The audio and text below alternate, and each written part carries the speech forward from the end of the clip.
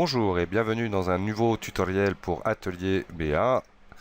Donc dans ce tutoriel, nous allons apprendre à créer un mégaphone. Donc pour ce faire, nous allons passer en perspective plein écran et appuyer sur F du clavier pour passer en vue face. Rappelez-vous, Alt W pour switcher dans la vue plein écran.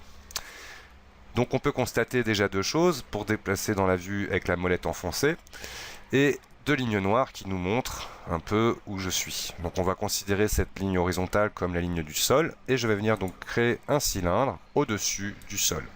Pour créer un cylindre dans une vue 2D, il faut d'abord donner son rayon. Quand je lâche ma souris, ensuite je vais vers le haut ou vers le bas pour donner une hauteur positive ou négative. Une fois que mon cylindre est créé, nous allons le paramétrer. On va lui demander d'avoir un rayon de 25, une hauteur de 100, segment hauteur 3, rappelez-vous les flèches haut et bas du clavier qui vous permettent de passer d'une case de saisie à l'autre, et 10 côtés. En perspective, P, je vais positionner maintenant correctement mon objet. Clic droit dans le bouton de déplacement me permettra d'ouvrir le pop-up de transformation et déplacement. Donc nous allons bien le mettre à 0 en axe X et en axe Y et à 70 en Z.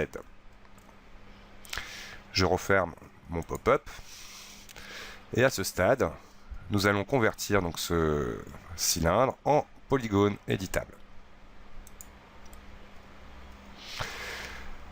Nous allons passer en sous-objet polygone et sélectionner le polygone qui est sous le cylindre, celui-ci, et lui faire une insertion. Par clic et glisser, je vais automatiquement recréer une face à l'intérieur de ce cylindre. Directement, toujours ce polygone sélectionné, clic droit, je vais chercher extruder pour l'extruder. Nous allons le positionner à 0 en Z, simplement de la même manière que le positionnement d'un objet pour un sous-objet. Je vais lui demander tout simplement d'être en Z à 0. Toc. En faisant un clic droit sur les deux boutons, les boutons radio, je le mets automatiquement à 0 dans l'univers. Je n'ai plus besoin de mon pop-up, je le referme. Pour ajouter des arêtes, je vais passer donc en sous-objet arête, sélectionner une arête, et avec la fonction anneau du menu panneau de commande sélection, sélectionner les 4 d'un coup. Nous allons, par le clic droit, accéder à la fonction connecter, mais avec la petite boîte de dialogue qui est à gauche. Pour tout simplement prendre 2 segments de connexion. Et je valide. On va commencer à plus ou moins designer en prenant les sommets, bien faire un rectangle de sélection. Rappelez-vous que nous sommes dans un volume, donc si je fais juste ça, je ne déplacerai qu'un sommet. Donc si je sélectionne tous ces sommets, je peux effectivement comme ça, hop, donner déjà une première forme au manche de mon mégaphone. F3 pour revenir en affichage de face. Je vais mettre une couleur un peu plus foncée. Voilà, pour bien voir le maillage. Ensuite, nous allons, avec sous-objet polygone, utiliser la fonction contour pour élargir la face avant de mon mégaphone. Nous allons ensuite bomber légèrement l'arrière avec la technique d'insertion en sous-objet polygone. Par cliquer glisser, je vais viser plus ou moins cette forme-là et directement sortir le résultat. Refaire une insertion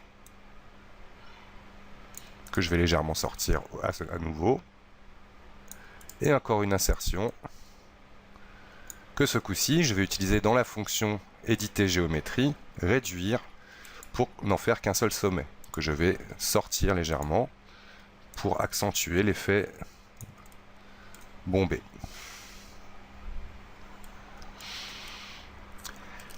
Donc nous allons supprimer maintenant la face avant de notre mégaphone pour l'ouvrir.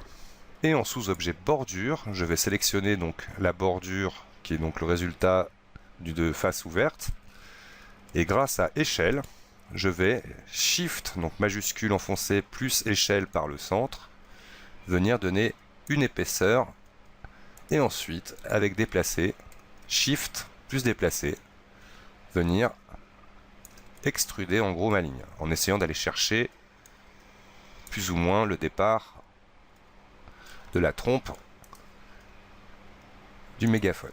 Et ensuite avec échelle, ce coup-ci sans shift, juste pour réduire la face, venir rentrer la bordure à l'intérieur du volume. Encore un petit coup de shift pour créer une partie intérieure. Shift échelle à nouveau pour venir recréer une épaisseur. Et ensuite Shift vers l'avant, où on va jouer un petit peu avec échelle pour réduire cette partie. Et la refermer avec couvercle.